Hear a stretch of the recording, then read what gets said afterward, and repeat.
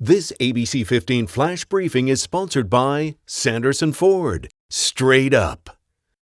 Hello, I'm Danielle Lerner with your top stories from ABC15 Arizona. An Apache Junction police officer is in critical but stable condition after being shot in the neck following a stolen car pursuit. That's according to the police chief there. The department identifying that officer as Brian Brugman, on the force for more than 4 years.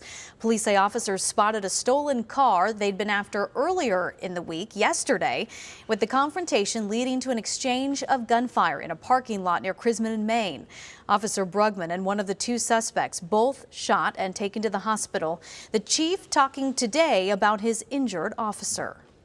He comes to work with a smile on his face and goes home with a smile on his face. It's kind of hard to find when he's not happy to be at work, which is great in this profession, especially in what's going on in the world today. Police took the second suspect into custody. At this point, neither of their names have been released. We're told a combination of officers involved were wearing body cameras. We are also getting new information about a tragedy in Maryvale. 4 people dead. A 26-year-old man accused of shooting his family. Investigators say Gilbert Gonzalez shot his grandparents and uncle, killing them before a 5th family member shot back, killing Gonzalez. We spoke with neighbors who were outside when those shots were fired. One woman describing the scene as scary and chaotic. With my son, and all of a sudden we hear pop, pop, pop, pop, pop, pop, pop, like 20 to 30 pops. And during that pop, I heard somebody screaming. I looked over the street over here and I saw one person. He saw more than one person running out of the house screaming. Investigators say the suspect had been drinking and making suicidal statements before he started shooting.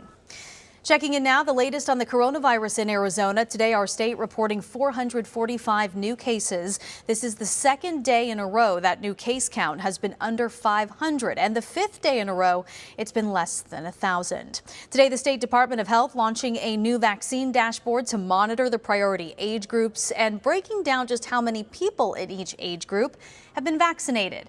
Statewide, more than 1 million people in Arizona are fully vaccinated against COVID-19, and 23% of Arizonans have gotten at least 1 dose of the vaccine. That puts us on track to meet President Joe Biden's goal of opening vaccine eligibility for everyone by May 1st. The director of ASU's Biodesign Institute telling ABC 15, while that is good news, a majority of Arizonans are still at risk for contracting COVID-19. Roughly speaking, I think we could say that around 30%, maybe a little bit north of that, of the people in our state have either been infected at one point by the virus or have been vaccinated for the virus. Dr. LeBaire recommends Arizonans continue to follow mask and social distancing guidelines until the state reaches herd immunity. He estimates that could happen sometime in July. Here's a look at some of the other headlines we're following from across Arizona. The former CEO of a now closed charter school in Goodyear has been sentenced to 4 years in prison. Daniel Hughes ran the Bradley Academy until it suddenly shut down in 2018. He was convicted of falsifying attendance records and reporting fake students to the Department of Education in order to increase funding. As coronavirus cases fall across the country, the Navajo Nation is preparing to reopen 2 of their casinos. They've been shut down for nearly a year now. The 2 casinos opening back up are on tribal land in northwestern New Mexico. Twin Arrows Casino near Flagstaff will remain closed, at least for now. A Canadian electric car company plans to build a factory in Mesa. Electromechanica expects to complete the new facility in the next year and could hire as many as 500 people to work the assembly and production lines. The plan is to build the new factory on vacant land north of Phoenix Mesa Gateway Airport.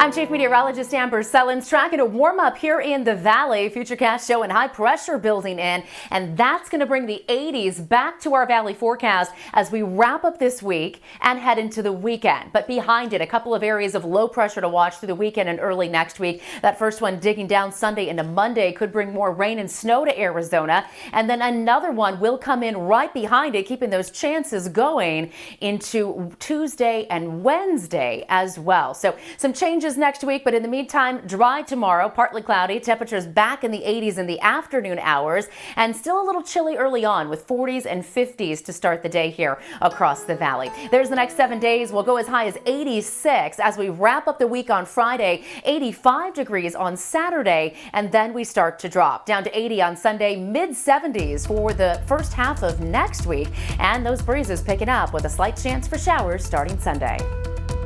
This ABC 15 Flash Briefing is sponsored by Sanderson Ford. Straight up.